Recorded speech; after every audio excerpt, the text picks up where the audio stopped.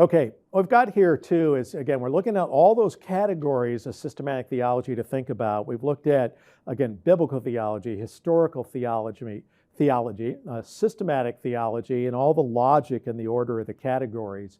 And now for a few final thoughts on these things, because again, when you do your Bible reading and study, if you've got this nice forest map out, you know where to put each piece of data and where the system is going, it makes your study a lot more meaningful. So I'm going to give you a couple of examples here that are not in most of the dogmatic and systematic theology textbooks, but frankly are very needed areas of study today. And one of those is a specialty of mine. My official title here is a professor of theology and law at Talbot in the Christian Apologetics and Science and Religion program. I'm also a practicing attorney. I do church-state litigation, do all these kinds of things. But what is missing from a lot of contemporary theologies is an actual systematic theology of civil government. We have a lot of good stuff about the nature of the church, but not as much anymore about the family or civil government and how that fits into God's plan. So I encourage all of you, again, I do offer a course in this, but we won't have time to cover it in this class as much, that the fact is that when you live in a non-Christian friendly civilization, it really is a good idea not to let the barbarians control it, because then the church and the individuals trying to live for Christ are living by the good graces of people who are opposed to the faith. So something to think about and dwell on, but something to think about, a systematic theology of animals. Okay, that's a huge question people are asking today. Stewardship of creation, huge issue that relates to bioethics, a theology of personhood. What does it mean to be a full human person? Because we have so many new technologies now that enable, everything from cloning, we have abortion, euthanasia, stem cell harvesting, you name it. We really need to nail down, when is a person a full human person and eligible for all the protections of the moral law of God, and arguably what should be all the protections of a culture and civil government based on being a full human person. So that's another area of systematic theology that's going to relate to some important areas of ethics. Again, lots and lots of others. So this gets to a few other final areas. Practical theology. Again, to have a lot of knowledge in Greek and Hebrew and biblical exegesis and systematics and historical theology and apologetics. The fact is, remember, our job is to be people helpers. If you can't help people with this information, okay, you're not going to be doing well. You'll be a really advanced disciple who can't help anyone if you can't preach and teach and counsel. So this is why, if you're going to be a good practical applier of these things, what are these areas? Administration. Guess what? People say, I don't like the organized church. Well, do you like the disorganized church? Okay.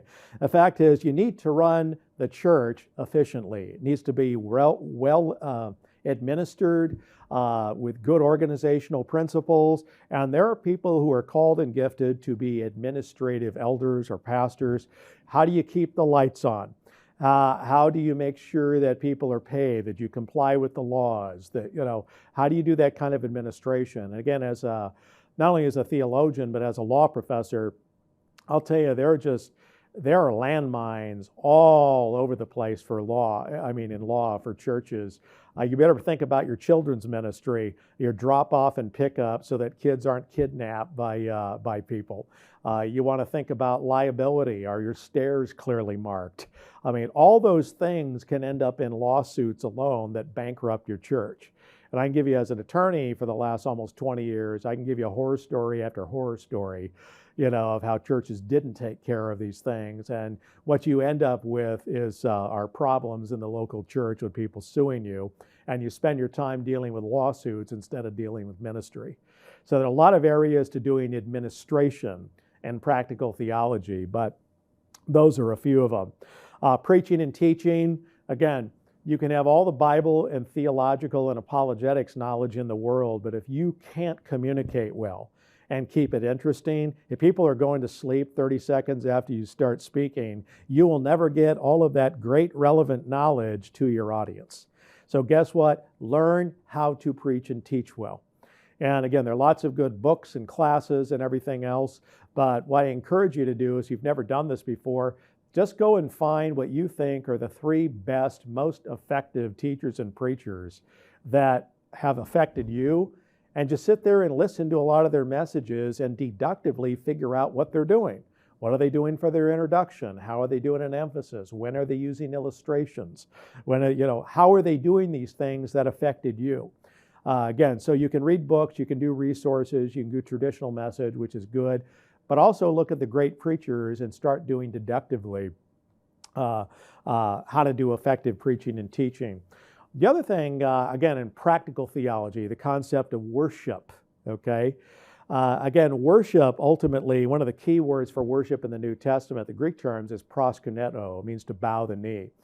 True worship is an act of submitting to God and acknowledging the greatness, sovereignty, glory, and authority of God in your life. In fact, remember, the entire universe is in chaos because things are not the way they are supposed to be, which are the creatures submitting willingly to their Creator and enjoying Him.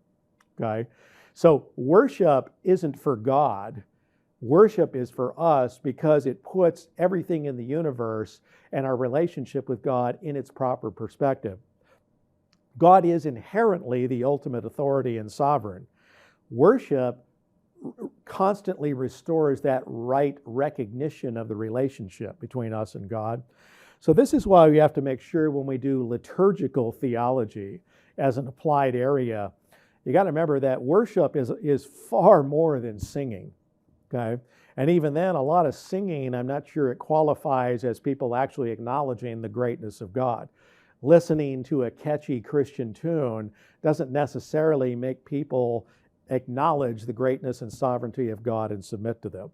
So this is why, again, for the growth and continuing in the faith, for folks who want to help people continue to, again, worship God properly. Well, there are ways that have been done in the past. There's really good ways to help people worship and some really poor ways to help people to worship. That's why we study this. Counseling.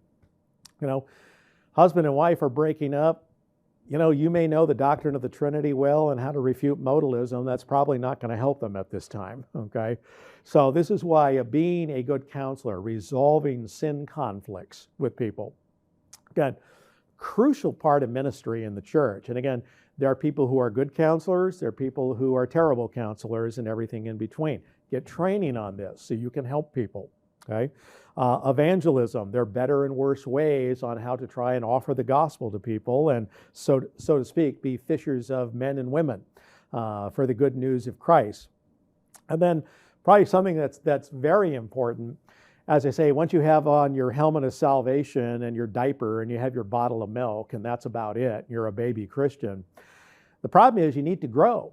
You spent your whole life learning how to live apart from God. What is the best way to grow in holiness so that you stop having conflicts with others, conflicts with God because of your sin?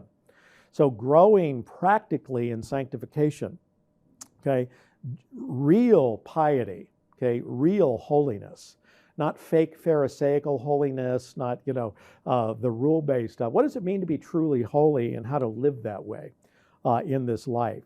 That's something we are commanded to do. Again, God says, Old Testament, New Testament, our job description 24/7, be holy, for I am holy. The second we stop being holy, we end up with conflict with God and the way that He designed the universe with and other human beings with things made in His image, because we are designed to be at peace with people by everybody being holy. Those are some of the key areas of practical theology. But again, we've talked about what does it mean to do apologetics? What does it mean to do polemic? What does it mean to do heresiology? Things like that. Essentially, you could subsume polemic, Elenctic theology, heresiology, the study of error and how to refute it as part of the entire theological task. But again, we must do it. So if you're going to be the best, most effective minister for Jesus Christ, guess what? Get to minimal competencies in all these categories of theology. And then at the same time, God will have gifted and called you to be an expert in some of them, and that's what you'll focus on. Thanks.